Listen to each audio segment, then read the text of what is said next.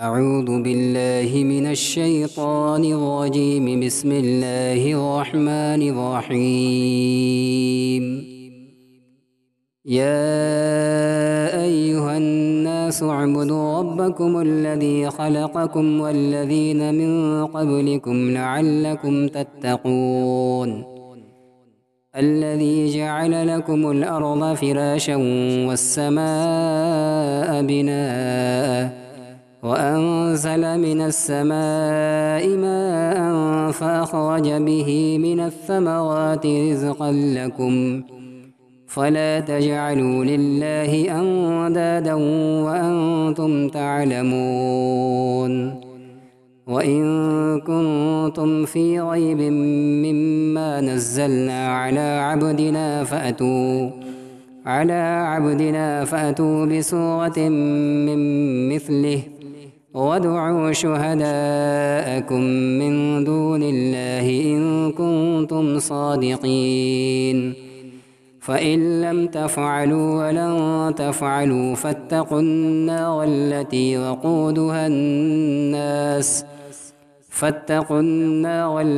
وقودها الناس والحجارة أعدت للكافرين. وبشر الذين آمنوا وعملوا الصالحات أن لهم جنات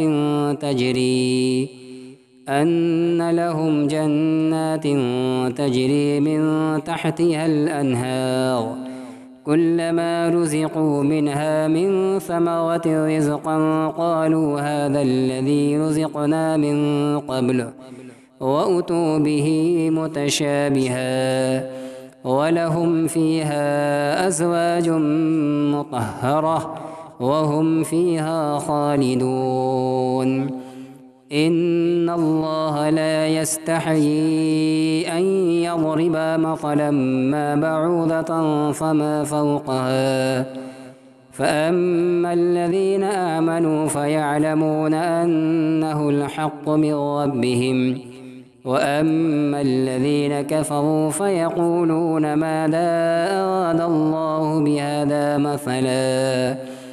يضل به كثيرا ويهدي به كثيرا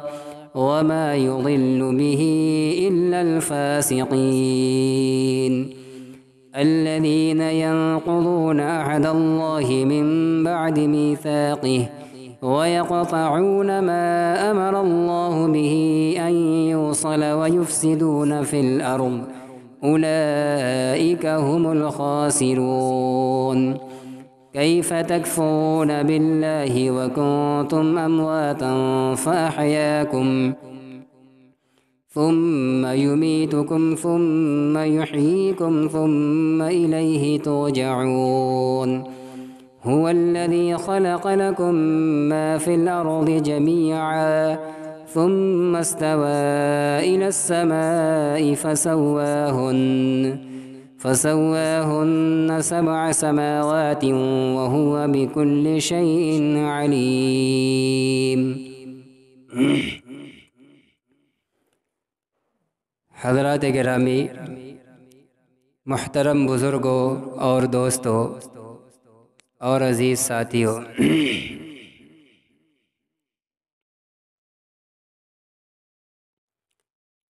اس سے پہلے اب تک اللہ سبحانہ و تعالی نے سب سے پہلے قرآن کریم کا ہدایت کا ذریعہ ہونے کو بیان فرمایا ان لوگوں کے لیے جو متقی اور پرہیزگار ہیں، اور متقیوں کی پھر 5 صفات بیان فرمائی، اور پھر اس کے بالمقابل انکار کرنے والوں کا اور کافروں کا تذکرہ فرمایا، جس کے 2 گروہ تھے۔ ایک وہ لوگ جو دل سے بھی اور ظاہر سے بھی، اندر سے باہر سے، ہر اعتبار سے انکار کرتے تھے۔ دوسرا وہ طبقہ تھا جو اندر سے تو کفر اور انکار چھپائے ہوئے تھا، لیکن بعض دنیاوی اپنے مفاد کے لیے یا اپنی بزدلی کی بنا پر وہ مسلمانوں اور نبی اکرم صلی اللہ علیہ وسلم کے سامنے ایمان کا اظہار کرتے تھے، جن کو منافق کہا گیا۔ ان کی عادتیں، ان کی خرابیاں اور ان کی مثالیں اللہ تعالیٰ نے بیان فرمائی۔ اب یہاں سے ایمان والوں، کافروں، منافقوں سب کو اکٹھا اللہ تعالیٰ پیغام دے رہے ہیں توحید کا اور اپنی عبادت کا، اور یہی قرآن کریم کا سب سے پہلا حکم ہے۔ اس سے پہلے اب تک 20 آیات گزری سورہ بقرہ کی، اس کے اندر کوئی حکم بیان نہیں کیا گیا تھا اللہ کی طرف سے کہ یہ کام کرو۔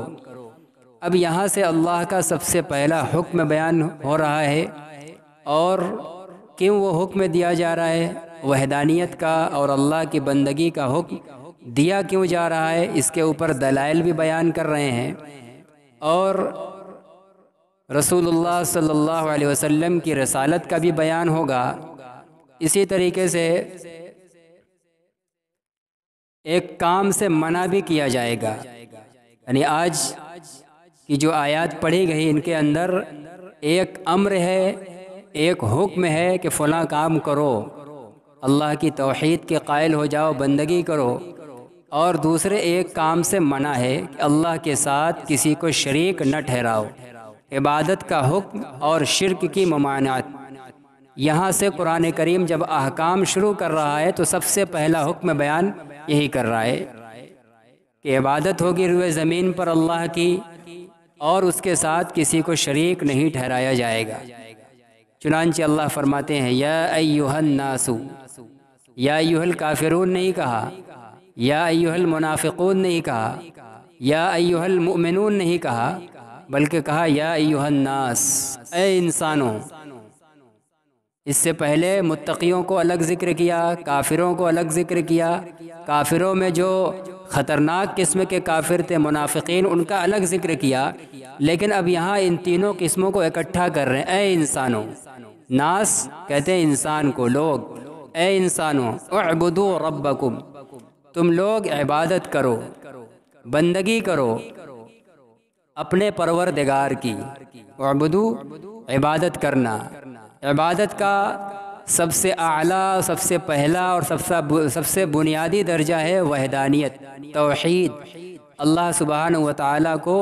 ہر اعتبار سے تنہا اکیلا ماننا، اس کے کسی وصف اور خوبی کے اندر اس کے ماں سوا کسی کو شریک نہ ٹھہرانا، یہ بندگی کا سب سے بنیادی حصہ ہے۔ باقی بندگی کے جو اور احکام ہیں، اس کے جو اور ارکان ہیں، سب اسی کے اوپر ٹکے ہوئے ہیں۔ یہی اگر نہیں ہوگا تو دوسری تمام عبادات بیکار ہوگیں گی۔ بے بنیاد کی عمارت جس طریقے سے نہیں ٹک پاتی، اسی طرح بغیر وحدانیت کی مضبوط اینٹ رکھے ہوئے کوئی دوسری عبادت اس پر قائم نہیں رہ سکتی۔ عبادت کا معنی ہے کسی کی انتہائی محبت اور انتہائی تعظیم اور اس کی ذات کی انتہائی ہیبت کے ساتھ اپنے آپ کو مٹا کر ذلیل کر کے اس کے آگے جھک جانا، یہ ہے عبادت کا معنی۔ کسی کے آگے اس کے دل کے اندر انتہائی محبت اور انتہائی اس کی عظمت اور پھر اس کے جلال اور اس کا رعب بھی دل کے اندر ہو، اور تذلل اور عاجزی کے ساتھ اس کے آگے جھکنا، گڑ گڑانا، یہ ہے عبادت۔ اور یہ کیفیت صرف اللہ سبحانہ و تعالیٰ کے سامنے ہی کی جا سکتی ہے۔ ہم اور آپ دنیا کے اندر انسانوں میں مختلف جو تعلقات ہوتے ہیں، ماں باپ ہوتے ہیں، دوسرے رشتہ دار ہوتے ہیں، شیخ و مرشد ہوتے ہیں، استاذ ہوتے ہیں، ان لوگوں کے ساتھ بھی بلا شبہ ہمارا محبت کا اور ان کے آگے اپنے کو چھوٹا سمجھنے کا احساس ہوتا ہے، اور ایک کامل انسان کی پہچان بھی یہ ہے کہ وہ اپنے ہر محسن اور بڑے کے آگے جھک کر رہے، اس سے محبت اور عقیدت رکھے، اس کے آگے اپنے کو چھوٹا سمجھے۔ لیکن ہم چھوٹے لوگ دنیا میں جو اپنے بڑوں کے سامنے ان سے محبت کے ساتھ ان کے آگے جھکتے ہیں، ان کی بات مانتے ہیں، تو دل کے اندر وہ عاجزی نہیں آتی جو عاجزی اللہ کے سامنے جھکنے میں آتی ہے۔ چنانچہ اسی بنیاد پر ہم جب ان کے سامنے عاجزی، انسانوں کے سامنے جب عاجزی کرتے ہیں، ان کی بات مانتے ہیں، تو کوئی زندگی کا موڑ ایسا آ جاتا ہے جہاں ہم انتہائی محبت کے ساتھ بھی ہم ان کی باتوں کو ٹھکرا دیتے ہیں، نہیں مانتے۔ مثلاً اگر ہمارے ان بڑوں کی طرف سے اللہ اور اس کے رسول کے خلاف کوئی کام آ جائے تو ہزار مضبوط رشتے اور تعلق کی بنیاد پر ہم وہاں کھڑے ہو جاتے ہیں، اب جھکاؤ نہیں دکھاتے، تو یہ عبادت نہیں کہلائے گا۔ عبادت کا جو مفہوم ہوتا ہے وہ صرف اللہ ہی کے ساتھ کیا جا سکتا ہے، کسی اور کے آگے اگر بتکلف کیا بھی گیا تو وہ شرک میں آ جائے گا۔ تو عبادت انتہائی محبت کا جو آخری درجہ ہو، دل کی گہرائی انتہائی محبت کے ساتھ، عظمت کے ساتھ اور اس اللہ کی ذات کے رعب کے ساتھ اپنے آپ کو ہلکا اور ذلیل سمجھتے ہوئے اس کے آگے جھک جانا، اسی کا نام بندگی اور عبادت ہے۔ تو اللہ تمام انسانوں سے کہہ رہے ہیں کہ تم لوگ اپنے پروردگار کی بندگی کرو۔ اعبد اللہ بھی نہیں کہا کہ تم لوگ اللہ کی بندگی کرو، بلکہ اللہ نے یہاں لفظ استعمال کیا ربکم، تم اپنے پالنہار کی، اپنے پالنے والے کی بندگی کرو۔ اس کی وجہ اور سبب کی طرف اشارہ کیا ہے کہ اللہ کی بندگی اور اس کی عبادت کا حکم کیوں دیا جا رہا ہے؟ اس لیے کہ وہ تمہارا پروردگار ہے، پالنہار ہے، اور ہر شخص، ہر مخلوق اپنے پالنہار کی شکر گزار ہوتی ہے، اس کے آگے عاجزی کرتی ہے، جھکتی ہے۔ تو جب وہ تم کو پال رہا ہے، کبھی بھی تم کو پیدا کر کے اس نے تم کو بے یار و مددگار نہیں چھوڑا ہے، تم سے کبھی غافل نہیں ہوا ہے، تو وہ تمہاری پرورش کر رہا ہے، اس لیے اس کی تم کو عبادت کرنی ہے۔ اپنی پرورش کا انسان پرورش کرنے والے کے احسان کے تلے دبا ہوا ہوتا ہے، اور اللہ تعالیٰ دنیا والوں کی طرح پرورش کرنے والے نہیں ہیں۔ ماں باپ ہیں، بڑے ہی شفقت و محبت اور دنیا کے تمام انسانوں کے مقابلے میں انتہائی دل کی گہرائی اور محبت کے ساتھ اپنی اولاد کی پرورش کرتے ہیں، لیکن بسا اوقات بچہ جب چھوٹا ہوتا ہے، اس کو بولنے کی، اپنی بات کہنے کی ابھی صلاحیت نہیں ہوتی، تو اب وہ کس تکلیف میں ہوتا ہے، رو رہا ہوتا ہے، ماں باپ نہیں بھانپ پاتے، اور اس تکلیف کے وقت، اس کراہنے اور رونے کے وقت اس کو کیا چیز کی ضرورت ہے وہ نہیں سمجھ پاتے، اس لیے کہ جب اس کی تکلیف ہی کا ادراک نہیں کر پاتے، اس کے رونے کے وجہ اور سبب کو نہیں معلوم کر پاتے، تو اس سبب کے معلوم ہونے کے بعد جو چیز دی جانی چاہیے اس کا سوال ہی پیدا نہیں ہوتا۔ لیکن اللہ سبحانہ و تعالی رب ہیں، وہ ایسے پروردگار ہیں، رب کہتے ہیں ایسے پالنہار کو جو اپنے ماتحت اور اپنے مخلوق کی حسب موقع، حسب ضرورت چیزوں کو فراہم کرتا ہے۔ اللہ تعالیٰ عالم الغیب ہے، ہمیں کب کس چیز کی ضرورت ہے، آئندہ ہمیں کیا چیز کی ضرورت ہے، سب اس کے علم کے اندر ہے، وہ سب کی پلاننگ کیے ہوئے رہتا ہے، اور انسان کو ہر چیز کی ضرورت کے موقع پر اللہ جب بہتر سمجھتے ہیں کہ اس کو کب کیا چیز کی ضرورت ہے، اس کو فراہم کرتے رہتے ہیں، دیتے رہتے ہیں۔ یہ بات اللہ کے علاوہ یہ کام کوئی اور نہیں کر سکتا، اس لیے کہ کوئی اور اپنے پیچھے کا اور آگے کا جانتا ہی نہیں ہے کہ آگے کیا ہونے والا ہے، کیا چیز کی ضرورت پڑے گی۔ تو اللہ تعالیٰ ایسے رب ہیں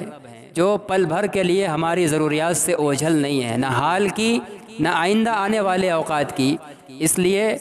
ضروری ہے کہ لوگ اسی کی عبادت کریں۔ اب آگے اللہ تعالیٰ اپنی کچھ دلیل کے طور پر 5 چیزوں کا خاص طور سے تذکرہ فرما رہے ہیں، غور کرنے پر کیوں اللہ رب العالمین کی عبادت کرنی ہے۔ کہتے الذی خلقکم، وہی ہے جس نے تم کو پیدا کیا ہے، تمہارا وجود نہیں تھا، اور نعمت غیر مترقبہ کے طور پر تم آئے ہو۔ ایسا نہیں کہ جب ہم عالم عدم میں تھے تو ہم کو کوئی تصور اور خیال تھا، ہم چاہ رہے ہوں گے کہ ہم دنیا کے اندر آ جائے، پیدا ہو جائے، ہمارا کوئی وجود ہی نہیں تھا۔ جیسے آج بہت ساری ایسی چیزیں ہمارے سامنے نہیں ہیں، آئندہ بہت سی چیزیں ہوں گی جو ابھی نہیں ہیں، کیا ان کا کوئی خیال، کوئی تصور اور کوئی نقشہ ہمارے ذہن کے اندر ہے؟ کچھ بھی نہیں ہے۔ ایسے ہی پیدا جو انسان ہوتا ہے اپنے اس وجود سے پہلے حالت عدم میں، اس کا کوئی خیال اور تصور کچھ ہوتا ہی نہیں، اور جب خیال تصور کوئی چیز نہیں ہے تو اس کو کسی چیز کا انتظار بھی نہیں ہوتا، بلا انتظار کہ اللہ تعالیٰ اس کو وجود میں لا دیے ہیں۔ معدوم تھا، لا شے تھا، اس کو شے بنا دیا، موجود کر دیا۔ کرے عبادت کیوں کرنی؟ الذی خلقکم، اس لیے کہ وہی ہے جس نے تم کو پیدا کیا ہے، ورنہ اگر وہ نہ پیدا کرتا تو تم لا شے رہتے، معدوم رہتے، تمہارا کوئی وجود نہ رہتا۔ والذین من قبلکم، اور کس کو پیدا کیا؟ اور ان لوگوں کو جو تم سے پہلے ہیں، یعنی تمہارے آباء و اجداد کو بھی انہوں نے ہی پیدا کیا۔ اگر تمہارے باپ دادا کو پیدا نہ کرتا تو وہ بھی نہ ہوتے، اور جب وہ نہ ہوتے تو تمہارا بھی وجود نہ ہوتا۔ اس نے تمہارے باپ داداؤں کو پیدا کیا اور تمہارے باپ داداؤں سے تم کو پیدا کیا، تو اس کے ذریعے اللہ تعالیٰ نے اپنی ربوبیت اور اپنی بندگی کے اوپر دلیل کے طور پر یہ پیش کیا ہے، اور یہ پیغام دینا چاہا ہے کہ اللہ کی ہی عبادت اس سرزمین پر کیوں کرنی ہے؟ کریں اپنی ذات کے اندر غور کرو، اپنے وجود میں اور اپنے ماں باپ کے وجود میں غور کرو۔ اللہ ہی نے تو ان کو وجود بخشا ہے، اگر وجود نہ بخشتے تو وہ موجود نہ ہوتے اور پھر اس دنیا کو نہ دیکھ پاتے اور دنیا کی ہریالیوں سے، یہاں کے سبزوں سے، نعمتوں سے لطف اندوز نہ ہو سکتے تھے۔ تو یہ دو بنیادی وجہ ہے۔ آگے اور وجوہات بیان فرما رہے ہیں کہ اللہ تعالیٰ نے تم کو یوں ہی پیدا کر کے چھوڑا نہیں ہے کہ پیدا کر دیا تم کو، تمہارے ماں باپ کو، اس لیے بس عبادت کرو۔ اور بھی وجوہات ہیں، فرماتے ہیں لعلکم تتقون، درمیان کے اندر آگے 3 دلیل اور دے رہے ہیں عبادت پر۔ 2 دلیل یہ ہو گئی کہ ایک اللہ نے تم کو پیدا کیا ہے، دوسرے تمہارے ماں باپ کو پیدا کیا ہے، ورنہ تم نہ پیدا کرتے تو کچھ بھی نہ ہوتے۔ عبادت کیوں کرنی ہے؟ لعلکم تتقون، درمیان میں عبادت کا فائدہ بیان فرما دیا تاکہ تم بچ سکو، پرہیزگار ہو سکو۔ چونکہ شروع آیت کے اندر کہا تھا، شروع سورہ کے اندر ہدن للمتقین، اس کتاب کو کہا گیا تھا کہ یہ باعث ہدایت ہے متقیوں کے لیے۔ متقی لوگ اس کتاب سے راستہ پاتے ہیں، ان کو راستہ ملتا ہے۔ اب راستہ ملنے کا طریقہ اللہ تعالیٰ بیان فرما رہے ہیں کہ اعبدو، تم کو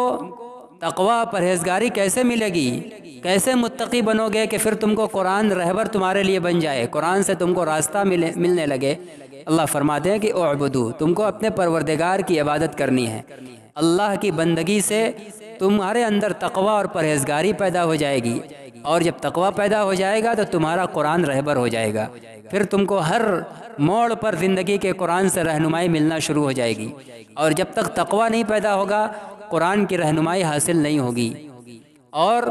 تقوی پیدا ہوگا اللہ کی بندگی سے۔ جب تک اللہ کی بندگی نہیں ہوگی تقوی پیدا نہیں ہوگا، اور جب تک تقوی نہیں پیدا ہوگا قرآن ہمارے لیے ہادی اور رہنما ثابت نہیں ہو سکتا۔ اگر ہم قرآن سے رہنمائی حاصل کرنا چاہتے ہیں تو اس کے لیے ہمیں متقی بننا پڑے گا۔ متقی بننا چاہتے ہیں تو اس کائنات کے اندر بجز اللہ کی عبادت کے کوئی اور متقی بننے کا راستہ نہیں ہے۔ تو فرماتے ہیں کہ عبادت کرو تاکہ تم متقی بن جاؤ، اور پھر تم کو قرآن سے رہنمائی ملنا شروع ہو جائے۔ الذی جعل لکم الارض فراشا، آگے پھر 3 اور دلیل دے رہے ہیں۔ اللہ کی عبادت ہی سے تقوی کیوں پیدا ہوگا؟ کیوں صرف اسی کی عبادت کی جائے گی؟ اس لیے کہ اس نے تم کو پیدا کیا، تمہارے ماں باپ کو پیدا کیا۔ تیسری دلیل جو انسان کے وجود کے باہر سے تعلق رکھتی ہے، الذی جعل لکم الارض فراشا، جس نے تمہارے لیے زمین کو بچھونا بنایا، زمین کو تمہارے لیے ٹھہرنے کے لائق بنا دیا، فرش بنا دیا۔ ورنہ روایتوں کے اندر ہے کہ زمین کے پیدا کیے جانے سے پہلے یہ پوری کائنات پانی ہی پانی تھی۔ اللہ تعالیٰ نے پانی پر اتنا بہترین فرش بنایا ہے کہ جو انسان کے رہنے کے قابل ہو گیا۔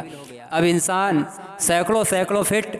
اس زمین کے اوپر جو پانی پر بچھائی گئی ہے، اس کے اندر سینکڑوں فٹ نیچے جا کر اپنے عالیشان اونچے سے اونچے محل کی بنیاد ڈال کر بلند والا عمارتیں تیار کرتا ہے اور اس کے اندر رہتا ہے۔ تو اللہ نے تم کو پیدا کر کے بیکار نہیں چھوڑا ہے، بلکہ تمہارے لیے بہترین ٹھکانہ بنایا، زمین کو تمہارے اوپر بچھونا بنا دیا، تمہارے لیے فرش بنا دیا تاکہ تم اس پر سکون اور قرار کے ساتھ رہ سکو۔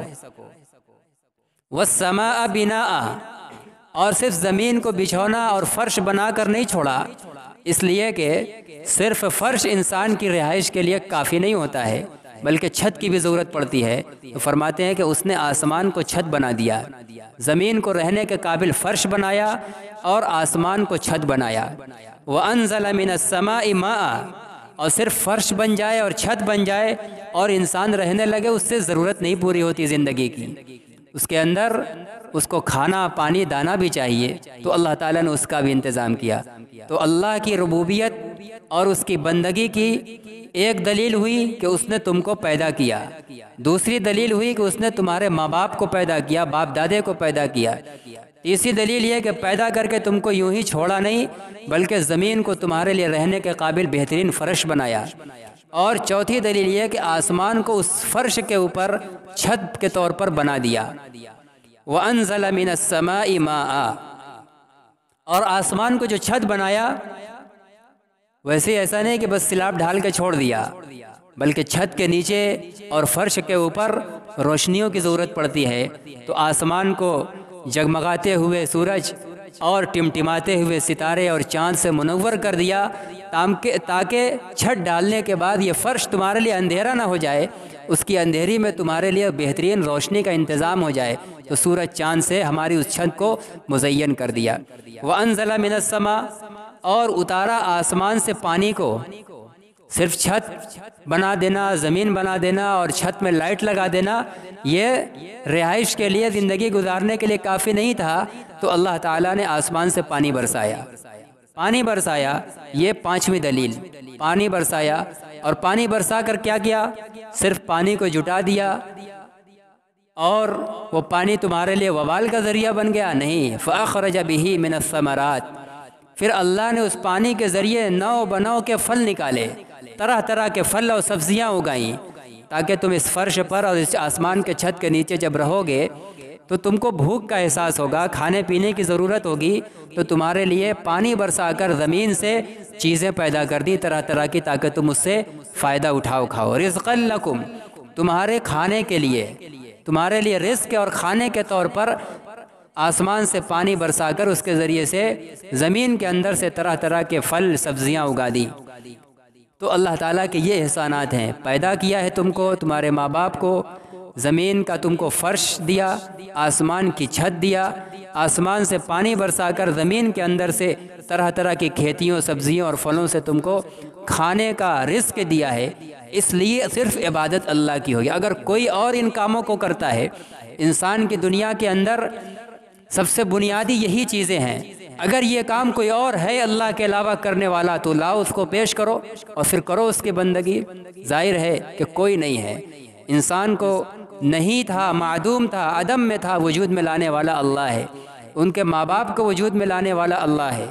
آسمان کی چھت اور زمین کا فرش بنانے والا صرف اللہ، اس کے علاوہ کوئی نہیں ہے، اور ہمارے لیے زمینوں سے کھیتیاں، سبزیاں اور پھل کو اگانے والا بھی صرف اللہ، اس کے علاوہ کوئی اور نہیں ہے۔ اگر کوئی اور ہے تو لاؤ اس کی عبادت کرو، جب کوئی نہیں ہے بجز اللہ کے، صرف اللہ ہی ہے ان پانچ کاموں کو کرنے والا، اور یہی انسان کے وجود کی اصل جڑ ہے، اس کے بغیر انسان موجود نہیں ہے۔ اگر اللہ تعالیٰ پیدا ہی نہ کرے تو کوئی سوال ہی نہیں، انسان معدوم ہے۔ اس کے ماں باپ نہ ہوتے تو اس کا بھی وجود نہ ہوتا، ماں باپ کو وجود بخشا تو اس کا بھی وجود ہوا، اور صرف زمین رہنے کے لیے دے دیتے، آسمان کی چھت ڈال دیتے، اگر پانی برسا کر زمین سے کچھ اگا کر کھانے پینے کا انتظام نہ کرتے تو یہ سورج کی چمک اور ستاروں کی یہ ٹمٹماہٹ، جگمگاہٹ، یہ کچھ بھی کام نہ آتی۔ انسان کے اندر کی بھوک اور پیٹ، روشنیاں اور ہوائیں نہیں بھرتی ہیں، اس کے لیے کچھ چیزیں اندر ڈالنی پڑتی ہیں، تو اللہ تعالیٰ نے اس کا بھی انتظام کیا ہے۔ یہ پانچ بنیادی جس پر انسان کا وجود کا مدار ہے، جب اللہ نے کیا ہے تو بندگی اسی کی ہوگی، اس کے علاوہ کسی کی نہیں ہوگی۔ اس لیے جب قرآن کے اندر اللہ سب سے پہلا حکم اپنی بندگی کا دے رہے ہیں، تو باوجود ہے کہ اس سے پہلے کافروں کا، منافقوں کا حال بیان کر دیا ہے، اور نبی سے کہہ بھی چکے ہیں کہ یہ لوگ مانیں گے نہیں، لیکن پھر بھی جب وہ عبادت کا حکم دے رہے ہیں تو ان کو بھی شامل کر رہے ہیں کہ تم بھی اس کے مکلف ہو، چاہے مانو نہ مانو۔ اس لیے کہ ان پانچ عظیم احسانات کے اندر جس کو اللہ کے علاوہ کوئی نہیں پہنچا سکتا، تم بھی شریک ہو۔ تم بھی موجود ہو، تمہارے ماں باپ بھی موجود ہیں، تم بھی آسمان کے چھت سے اور زمین کے فرش سے فائدہ اٹھا رہے ہو، اور زمین کے اندر سے پیدا ہونے والی چیزوں سے تم بھی کھا کے زندگی کے اندر مزے لے رہے ہو، تم بھی اس لیے عبادت کے مخاطب ہو۔ اس لیے اللہ نے یا ایھا المؤمنون نہیں کہا کہ اے ایمان والو تم اللہ کی عبادت کرو، تمام انسانوں کو کہا کہ تم سب صرف اپنے پروردگار کی عبادت کرو۔ فلا تجعلوا للہ، دوسرا نہی ہے جو قرآن کے اندر ایک حکم کے بعد اب جو دوسرے سب سے پہلی چیز ہے، منع جس سے پہلے سے کیا گیا ہے کہ لا تجعلوا للہ اندادا۔ جب ان 5 انسانی وجود کے بنیادی کام کرنے والا صرف اللہ ہے تو فلا تجعلوا للہ اندادا، تو اے انسانوں تم لوگ اللہ کے لیے شریک نہ بناؤ، عبادت کے اندر، اس کے کمالات کے اندر، اس کے خوبیوں کے اندر، اور دوسروں کو شریک کر کے ان کی عبادت مت کرو۔ وَأَنْتُمْ تَعْلَمُونَ، درا حال ہے کہ تم جانتے ہو، تم کو پتہ ہے کہ یہ 5 بنیادی کام اللہ کے علاوہ کوئی نہیں کرتا۔ ہم تو ایمان والے ہیں، نبیوں کو ہم نے یقین کر لیا، نبی کی تعلیمات کو برحق جان لیا، ہم تو جانتے ہی ہیں۔ جو کفار و مشرکین تھے وہ بھی ان 5 چیزوں کے بارے میں اسی کے قائل تھے کہ ان کو اللہ کے علاوہ کوئی نہیں کر سکتا۔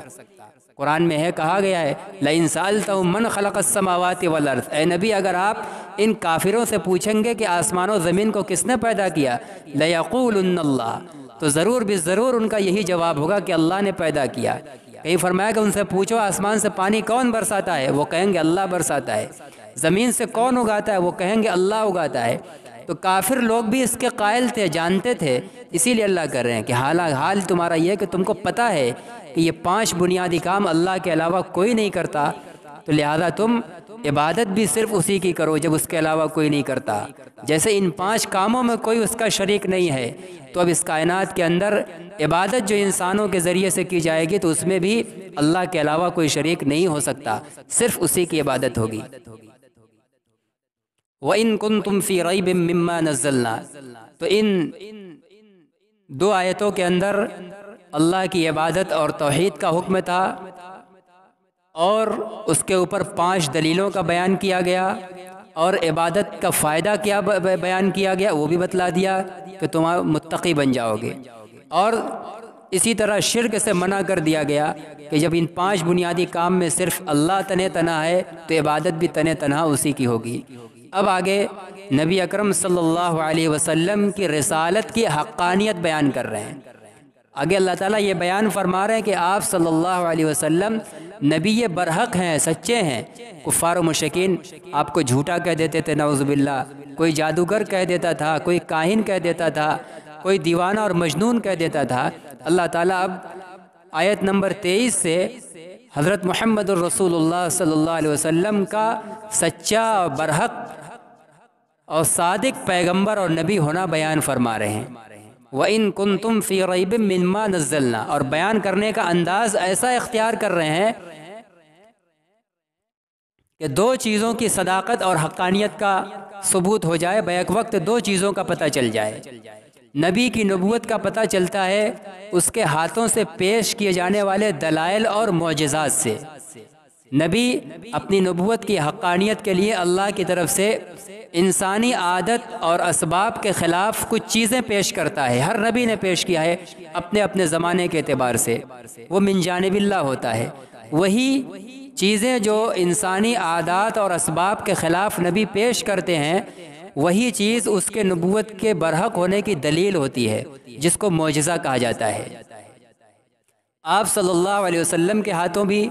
بہت سے معجزات پیش کیے گئے جو آپ کی نبوت کے برحق ہونے کی دلیل تھے۔ ان تمام معجزات میں سب سے عظیم معجزہ اور قیامت تک پوری آن بان اور شان و شوکت کے ساتھ باقی رہنے والا معجزہ یہی قرآن مقدس ہے۔ اس لیے اللہ تعالیٰ پہلے قرآن مقدس کو ٹچ کر رہے ہیں کہ جب قرآن کی حقانیت ثابت ہو جائے گی تو رسول اللہ صلی اللہ علیہ وسلم کی رسالت تو خود بخود برحق ہونا ثابت ہو جائے گی۔ جب قرآن برحق ہے تو جو ذات اس کو پیش کر رہی ہے اپنی زبان سے، بلا شبہ وہ بھی برحق اور سچا ہوگا۔ اس کے بارے میں سچ اور صادق ہونے کے بارے میں ذرہ برابر شبہ نہیں کیا جا سکتا۔ لیکن کفار و مشرکین کو شک تھا آپ کی نبوت کے بارے میں بھی اور آپ کی طرف سے جو قرآن پیش کیا جاتا تھا کتاب اللہ اس کے بارے میں بھی۔ تو اللہ تعالیٰ ان کو مخاطب کر کے کہہ رہے وَإِن كُنتُمْ فِي رَيْبٍ مِّمَّا نَزَّلْنَا، اور اگر تم لوگ شک کے اندر ہو اس کتاب کے بارے میں جو ہم نے اپنے بندے پر نازل کی ہے، اور اگر تم لوگ شک کے اندر ہو اس کتاب کے بارے میں جو ہم نے اتاری ہے اپنے بندے محمد صلی اللہ علیہ وسلم پر۔ وہ قرآن کے اندر شک کرتے تھے، تو اب اللہ تعالیٰ قرآن کی حقانیت کو اس طرح ثابت کرنا چاہ رہے ہیں کہ ان کو چیلنج کر رہے ہیں۔ یہاں درمیان میں ایک بات، آپ صلی اللہ علیہ وسلم کو اللہ تعالیٰ نے یہ کہا علی عبدنا، جو کتاب ہم نے اپنے بندے پر نازل کیا۔ اللہ نے رسول اللہ صلی اللہ علیہ وسلم کو اپنا بندہ کہا ہے۔ یہ اس سے آپ کی عظمت اور شرافت کا پتہ چلتا ہے۔ جب کوئی بڑا کسی چھوٹے کو اپنا کہہ دیتا ہے تو یہ اس کے لیے فخر کی چیز سمجھی جاتی ہے۔ جب اللہ تعالیٰ جو تمام بڑوں کے بڑے ہیں، اس سے اوپر بڑائی کا کوئی تصور نہیں ہے، وہ نبی اکرم صلی اللہ علیہ وسلم کو اپنا بندہ کہہ رہے ہیں، تو یہ آپ کے لیے بہت بڑے اعزاز کی بات ہے۔ اور دوسری بات یہ بھی اشارہ مل رہا ہے کہ جس طریقے سے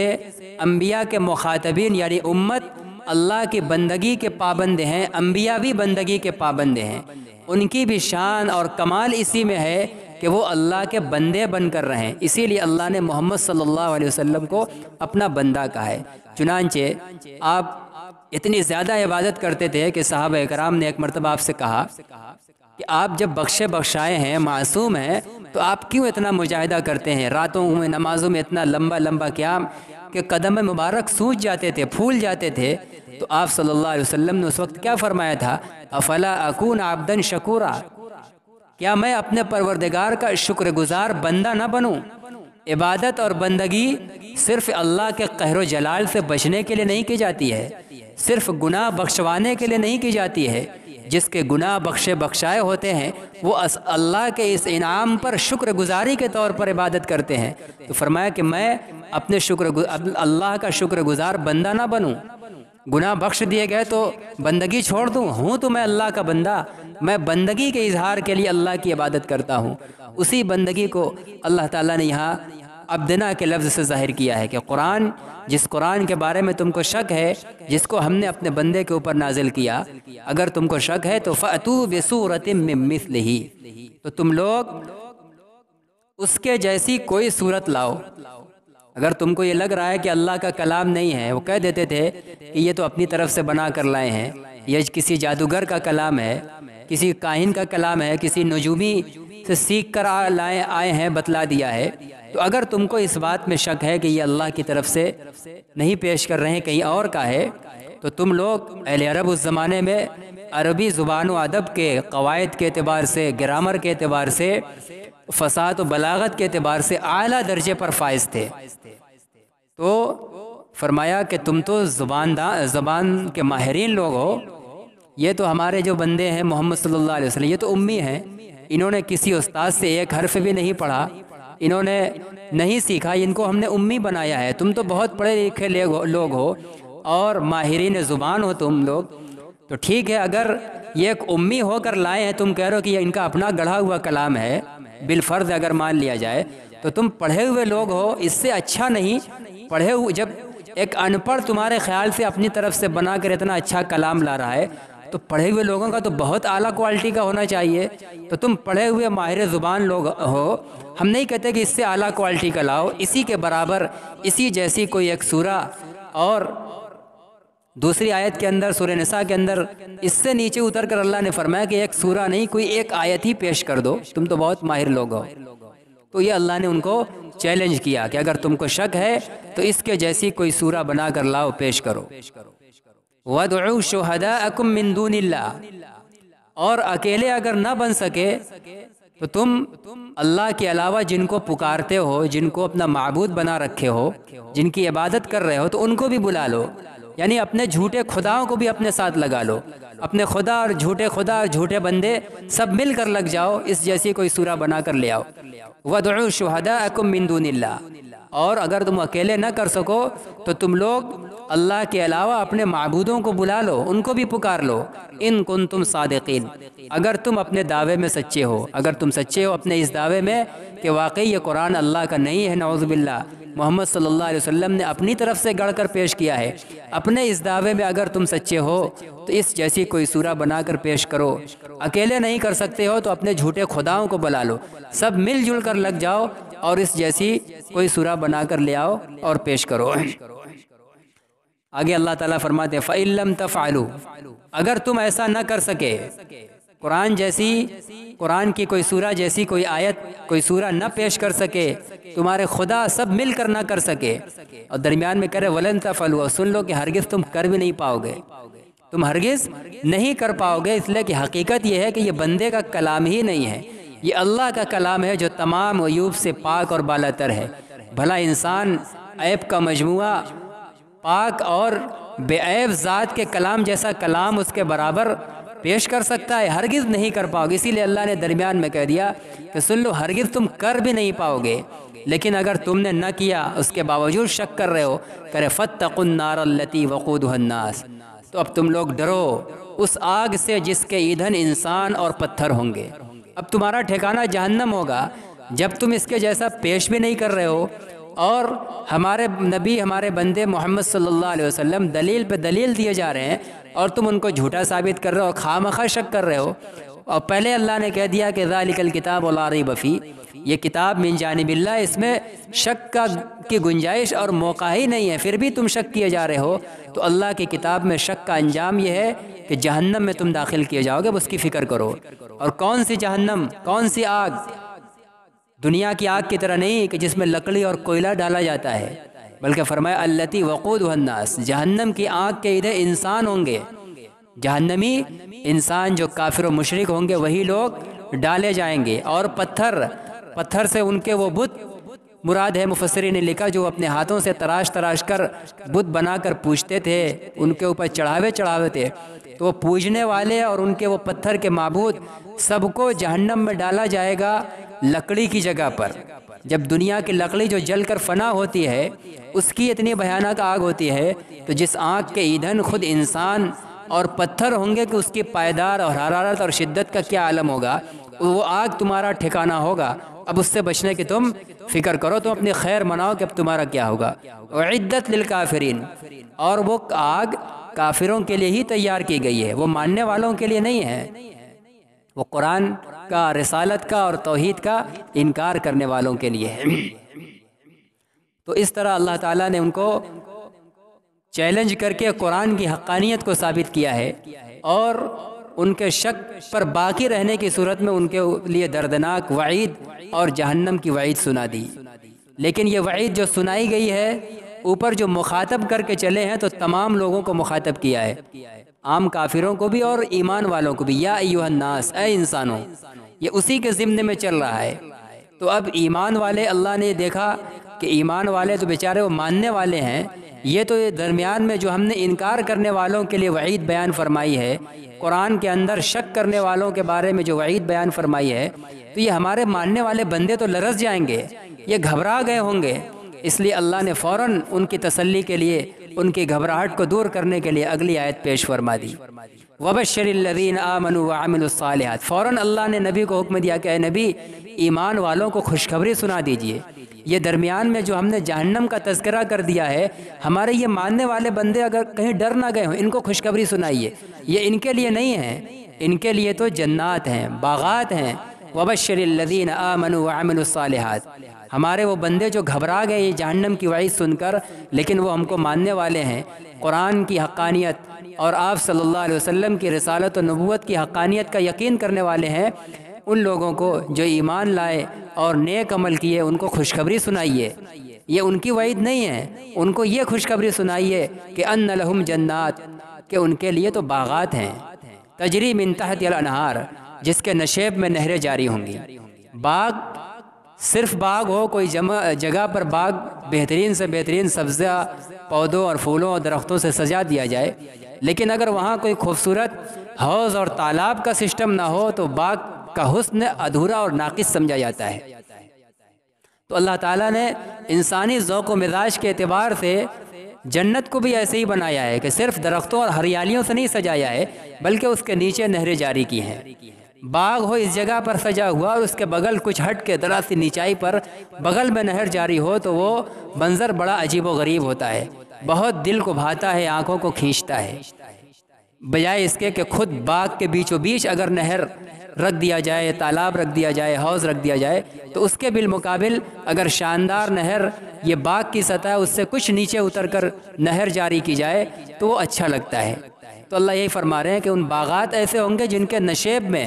پاس میں کچھ نیچے نہریں جاری ہوں گی۔ یہ مطلب نہیں کہ یہ باغات ہے اور اس کے نیچے سے نہریں بہتی ہوں گی۔ جب ہم باغ میں ہوں گے، نہر نیچے سے بہ رہی ہے تو ہم کو پانی بہنے کا منظر کہاں دکھے گا؟ ہم کو اچھا نہیں لگے گا، باغ کا حسن ناقص سمجھا جائے گا۔ باغ کا منظر تب ہوگا جب ہریالے ہرے بھرے کھیت اور باغ کے اندر ہوں اور بغل میں نیچے سے نہریں گزر رہی ہوں، بہہ رہی ہوں، ہم بیٹھ کر ہریالیوں کے بیچ پانی بہنے کے منظر کو دیکھ رہے ہو تو اچھا لگتا ہے۔ اس لیے من تحتہا کا لفظی ترجمہ ہوتا ہے نیچے، لیکن یہاں یہ مطلب نہیں ہے کہ نیچے نہر باری ہوگی، بغل میں کچھ نیچے، نشیب میں جس کو بولتے ہیں۔ تو ایسے باغات ہیں نیک لوگوں کے لیے، ایمان والوں کے لیے، جن کے نیچے نہری جاری ہوں گی۔ کلما رزقوا منہا من ثمرۃ رزقا، صرف باغ کی ہریالی میں بیٹھو اور پانی بہنے کا منظر دیکھو نہیں، باغ کے اندر کچھ کھانے پینے کا من چلتا ہے، تفریح کرنے کا من چلتا ہے، تو اللہ تعالیٰ نے وہاں تفریح کا سامان بھی رکھا ہے۔ پانی اور ہریالیوں کے ذریعے دل اور آنکھ کو اللہ تعالیٰ نے سرور پہنچانے کا انتظام کیا ہے۔ اب پیٹ کو، زبان کو، اس کو بھی سرور پہنچنا چاہیے، مزہ ملنا چاہیے، تو اللہ تعالیٰ نے اس کے لیے نو بنو کے کھانے کی چیزوں کا انتظام کیا ہے۔ کلما رزقوا منہا من ثمرۃ رزقا، جب جب کہہ رہے ہیں کہ ان کو جنت میں سے کوئی پھل دیا جائے گا بطور رزق کے، کھانے کے طور پر کوئی پھل دیا جائے گا، قالوا ھذا الذی رزقنا من قبل، تو جنتی لوگ کہیں گے کہ یہ تو ہم کو پہلے دیا جا چکا ہے، یعنی بار بار دیا جائے گا، ایک بار نہیں ہے۔ ہم لوگ جاتے ہیں، ایک بار لیا، کھا لیا، اس کے بعد اپنی جیب تکتے ہیں کہ گنجائش ہے یا نہیں، واپس بھی جانا ہے، کرایہ بھی دینا ہے، لیکن نہیں، وہاں بار بار جب دل کے اندر خیال آیا، چاہت ہوئی، اللہ تعالیٰ طرح طرح کے پھل بار بار بھیجیں گے، اور جب بعد میں پھل آئے گا تو جنتی لوگ کہیں گے یہ تو وہی ہے جو ہم کو پہلے ملا تھا، لیکن جب کھائیں گے تو مزہ اس کا الگ ہوگا۔ ہر بعد میں آنے والا پھل شکل و صورت اور شباہت میں پہلے جیسا ہوگا، لیکن ذائقے میں الگ، سیم وہی پھل، الگ الگ پھلوں کی بات نہیں ہو رہی ہے۔ مثلا پہلی مرتبہ اس کو سیب ملا،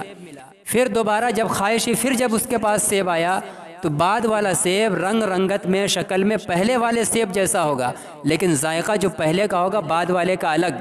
اس کے بعد جب سیبارہ پھر سیب آئے گا تو اس کا مزہ پہلے دوسرے سے الگ، تیسری مرتبہ الگ ذائقہ، چوتھی مرتبہ الگ ذائقہ، یعنی اس طرح وہ سینکڑوں ہزاروں بار کھائے گا، کسی بار کا وہ یہ نہیں کہے گا کہ ہاں پہلے والا ذائقہ ہے،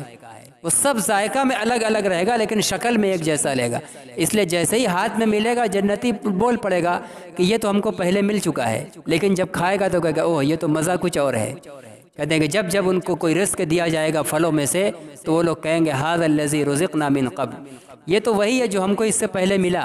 وَأُتُوا بِهِ مُتَشَابِهًا، اور کہہ رہے ہیں کہ اور ان کے پاس اس سے ملتا جلتا لایا جا چکا ہوگا، لیکن جب وہ کھائیں گے تو ذائقے میں الگ ہوگا، ٹیسٹ اس کا الگ ہوگا۔ کرے وَلَهُمْ فِيهَا أَزْوَاجٌ مُطَهَّرَةٌ،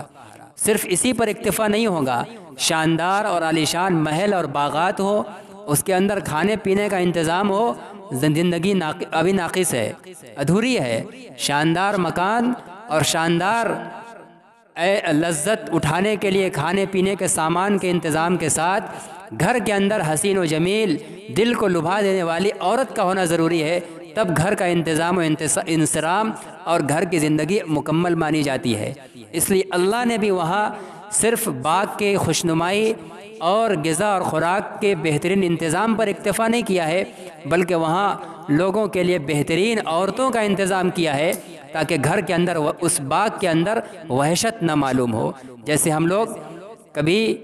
اتفاق ایسا ہوتا ہے کہ گھر کی ساری عورتیں، مائیں، بہنیں، بیویاں سب نکل جاتی ہیں تو اس وقت گھر اداس سا معلوم ہوتا ہے، اچھا نہیں لگتا۔ وہی اگر گھر کے اندر موجود ہو، چاہے دوسری منزل پر ہو، کسی اور کمرے میں ہو، لیکن گھر کا اس وقت منظر کچھ اور ہوتا ہے۔ تو دنیا کے گھروں کے اندر عیش اور سکون اور کامل اطمینان صرف عمدہ گھر اور عمدہ خوراک سے نہیں ہوتا ہے، بلکہ گھر کے اندر عورتوں کے موجود رہنے سے بھی ہوتا ہے۔ اس لیے اللہ نے جنت کے اندر جنتیوں کے لیے، اپنے ماننے والوں کے لیے، اپنی عبادت کرنے والوں کے لیے خوبصورت جنت اور بہترین رزق اور پھلوں کے ساتھ خوبصورت عورتوں کا بھی انتظام کیا ہے، تاکہ ان کو تنہائی محسوس نہ ہو، وحشت نہ ہو۔ وَلَهُمْ فِيهَا أَزْوَاجٌ مُطَهَّرَةٌ، کہہ رہے کہ اور ان کے لیے جنت کے اندر پاک بیویاں ہوں گی، ایسی بیویاں ہوں گی جو خوب پاک و صاف ہوں گی۔ دنیا کی عورتیں دنیا کی گندگیوں سے آلودہ ہو جاتی ہیں، بدن پر میل کچیل ہو جاتا ہے، کپڑے گندے ہو جاتے ہیں، مہینے کے چند ایام ناپاک ہو جاتی ہیں، لیکن اللہ تعالیٰ جنت میں جو حسین و جمیل عورتیں دیں گے دل بہلانے کے لیے، وہ دنیا کی ان تمام آلائشوں اور گندگیوں سے پاک و صاف ہوں گی۔ وَهُمْ فِيهَا خَالِدُونَ، اور وہ اس میں ہمیشہ ہمیش رہیں گے۔ نعمت آج گھر کے اندر ہے، آج ہمارا گھر بھی شاندار ہے،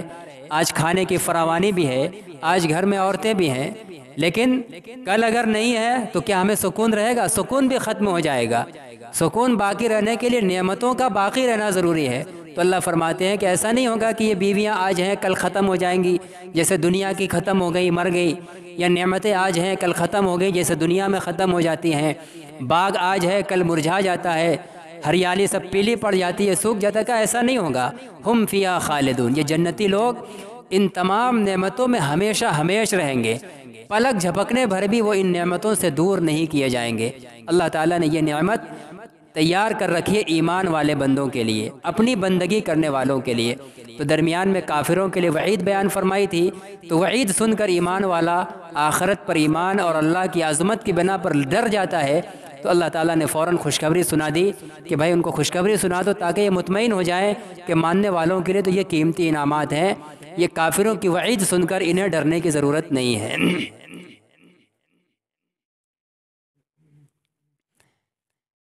تو ان آیات کے اندر دو حکم دیا گیا، اللہ کی بندگی کرنے کا، اور اس کے اوپر 5 دلیلیں بیان کی گئی۔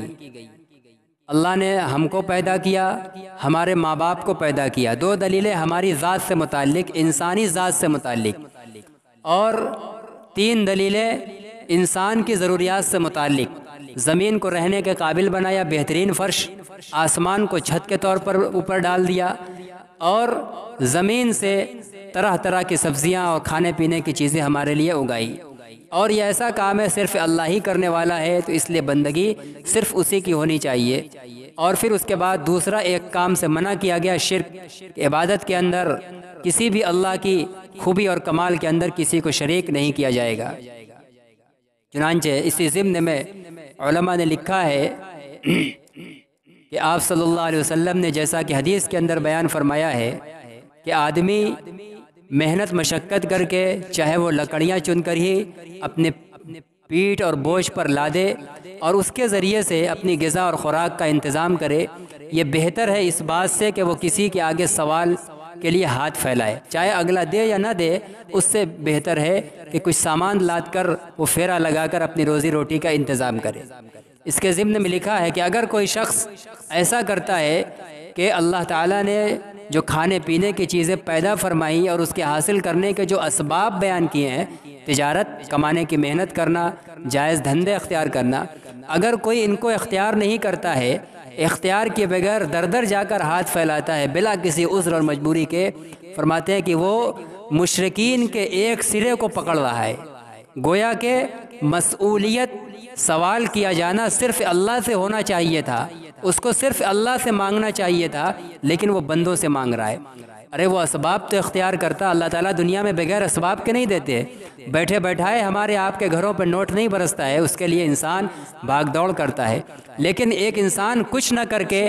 ہمارے اور آپ کے در پر آ کے مانگتا ہے، جبکہ مانگنا اس کو اللہ سے چاہیے تھا۔ تو علماء نے لکھا ہے کہ وہ شرک کا ایک چھوٹا سا کنارہ پکڑ رہا ہے، اس کو مشرک تو نہیں کہیں گے، لیکن ایک چھوٹا سا کنارہ پکڑ رہا ہے۔ مانگنا اللہ سے چاہیے تھا اور بندوں سے مانگ رہا ہے، اور یہاں مانگنا اللہ سے ڈائریکٹ نہیں ہوگا کہ نماز، لمبی سے لمبی نماز پڑھ کے پوری ایک رکعت میں پورا قرآن پڑھ دیا اور کہہ رہا ہے کہ اللہ ہمارے لیے پیسہ گرا دیجئے یا آسمان سے من و سلوہ گرا دیجئے، یہ نہیں ہوگا۔ اس کے لیے دنیا کے اندر جو اسباب سجے ہوئے ہیں، کمانے کے اس میں ہاتھ پیر چلانا ہوگا، پھر اللہ تعالیٰ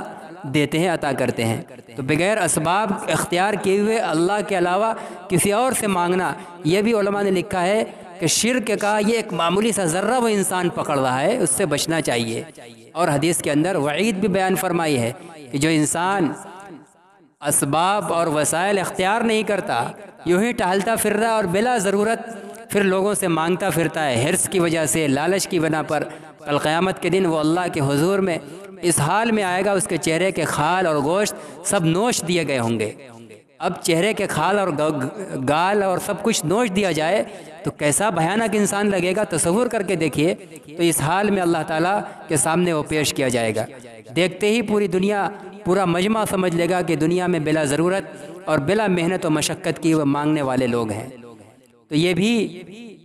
شرک کا ایک باب، ایک معمولی سا کنارہ پکڑنے کے درجے میں ہے، اس لیے ہمیں اس سے پرہیز کرنا چاہیے۔ آج دوسرے قوموں کے مقابلے میں یہ کام بلا ضرورت، بلا محنت مشقت کے وہ مانگنے کا کام دنیا کے تمام مذہبی قوموں کے علاوہ